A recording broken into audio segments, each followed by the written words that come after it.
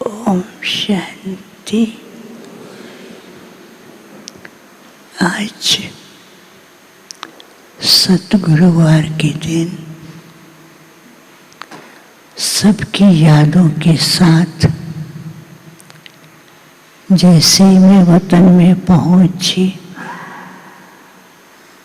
वतन में क्या देखती हूँ कि रंग बिरंगी लाइट की किरणों से ऐसे घूमती हुई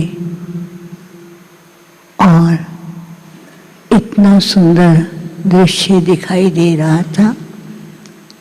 बाबा दूर से देख करके मुस्कुरा रहे थे और धीरे धीरे वो लाइट की किरणें बाबा के पास पहुंचती ही सुंदर मालाओं के रूप में बनती जा रही थी और बाबा एक एक माला को देखकर मुस्कुरा रहे थे।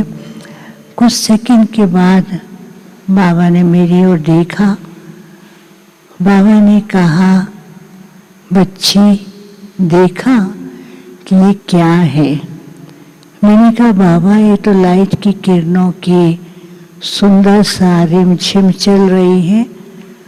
बाबा ने कहा, नहीं, ये बच्चों के प्यार, बच्चों के रूहान और बच्चों के मन की भावनाएं बाबा के पास पहुंची हैं और अमृत वेले से ही बच्चे बाबा से बहुत प्यार से रूहान कर रहे हैं और बच्चों का स्नेह देख करके बाबा को भी खुशी है और बच्चे कई प्रकार के वायदे और कई प्रकार के प्लान्स आज बाबा को बता रहे हैं। तो इतने में बाबा ने कहा, आओ बच्चे।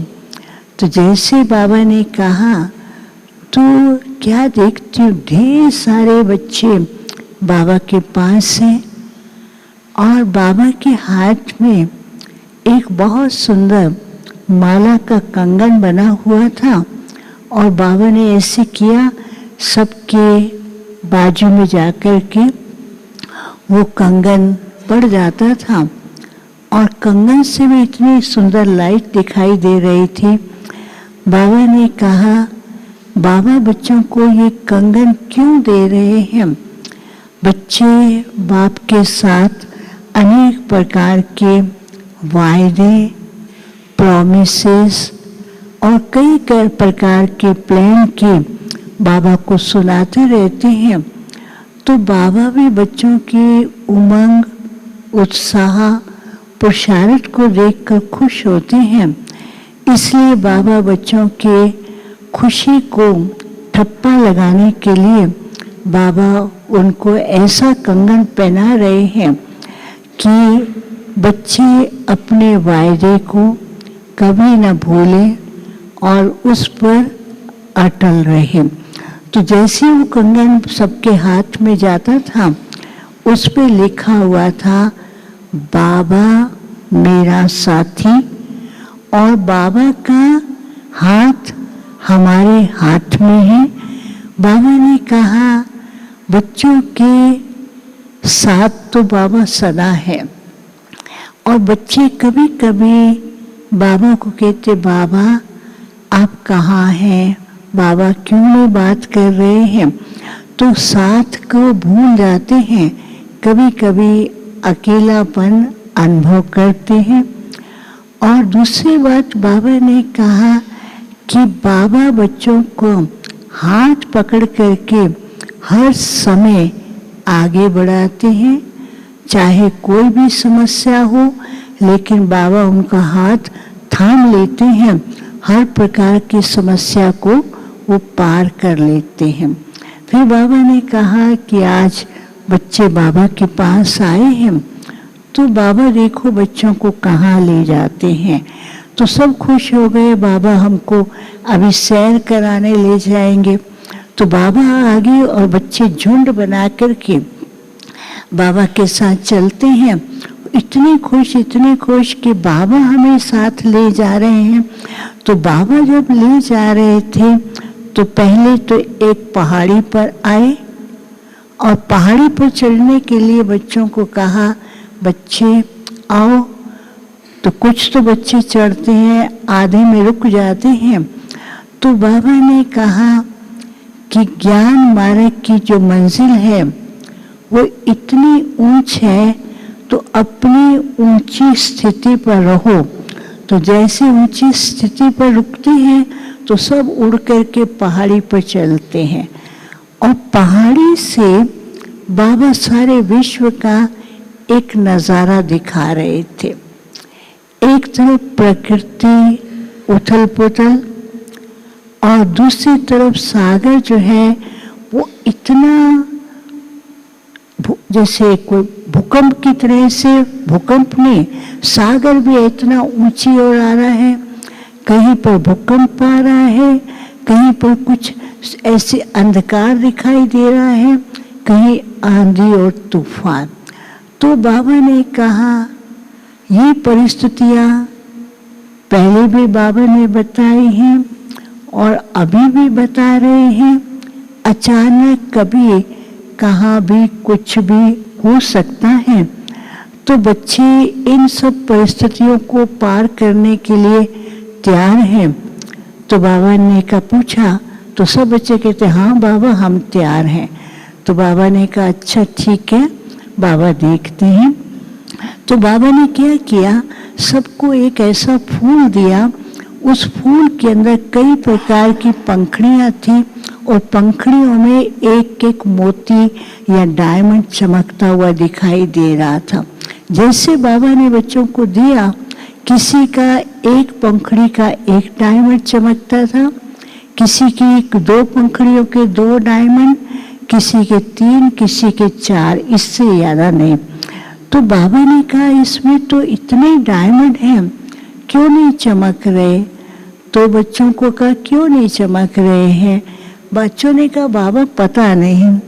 तो बाबा ने कहा कि बाबा ने बच्चों को पहले से ही सर्व शक्तियाँ एक गिफ्ट के रूप में दी हैं, लेकिन बच्चे क्या करते हैं, उन सर्व शक्तियों में से कभी एक शक्ति का प्रयोग करते हैं, एक शक्ति को छोड़ देते हैं, कभी 2 का प्रयोग करते हैं और बाकियों को भूल जाते हैं। तो जब कोई समस्या आती है तो फिर बाबा को पुकारते हैं।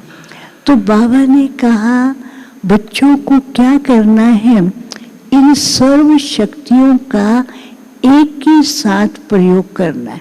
कई क्या करते, केवल साकाश देने की सेवा करते हैं। कई सोचते हैं अच्छा प्रकृति को साकाश दे, लेकिन बाबा ने कहा प्रकृति को साकाश देते हैं तो दूसरे प्रकार की माया के रूप आते हैं।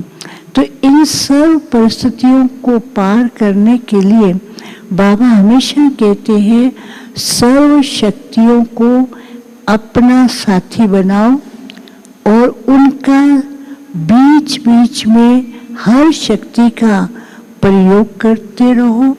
और ये शक्तियाँ किसी भी समय अचानक कोई भी परिस्थिति में जाने अनजाने कोई भी प्रकार की परीक्षा सामने आ सकती है।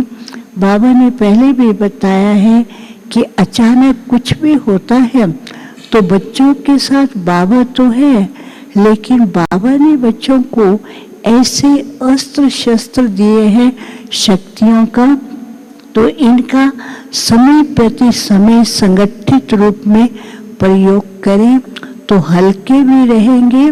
और बाबा संगम युग के अंदर भी बच्चों को स्वराज्य अधिकारी बनाया है, तो स्वराज्य अधिकारी के पास सर्व प्रकार की शक्तियों का ताज भी है और सर्व प्रकार की शक्तियों का कंगन भी है।